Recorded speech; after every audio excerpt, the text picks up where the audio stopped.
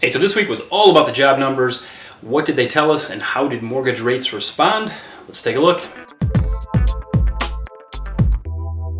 Hey, so welcome to this week's Mortgage Myths with Mitch. I am Mitch Jenkins, Senior Loan Officer with Your Home Financials. Let's start with, we narrowly averted a crisis. So the Longshoremen Association came to terms. They agreed to end their strike. Now, although it was short-lived, there is some damage done. It's going to take a few weeks to kind of catch up, but the disruptions should be minimal. That could have been horrible, not just for the people affected by the hurricane, but nationwide shortages. I mean, this is almost half the nation's ports were involved, so it would have been bad if this continued any longer, and it would have been very inflationary when we're trying to get things under control. So kudos to them.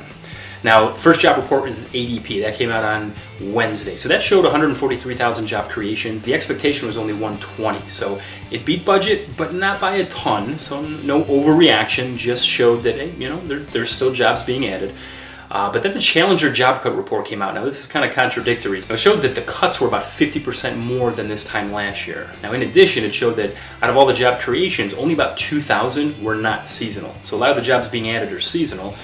If you're wondering what those jobs are, might want to check out the haunted house list. I don't know if you knew this. Quick side note, Ohio has more haunted houses than any other state in the country. So I thought that was interesting. If you didn't know, now you do.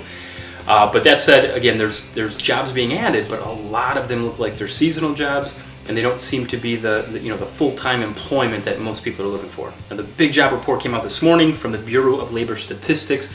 If you follow me, you know I'm not a big fan of their numbers. They came out today and said they were expecting 140. 254,000 jobs were added in September. That's massive, well over expectations.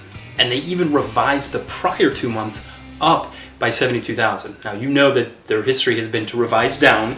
They report these massive numbers and then show lower as the months go on. So interested to see how this pans out and whether or not there's any future adjustments downward. But as it stands, extremely strong report showing that the job market is solid and inflation we're not out of the woods yet. So that being said, mortgage rates took a big hit this week. They're the highest they've been in over a month now.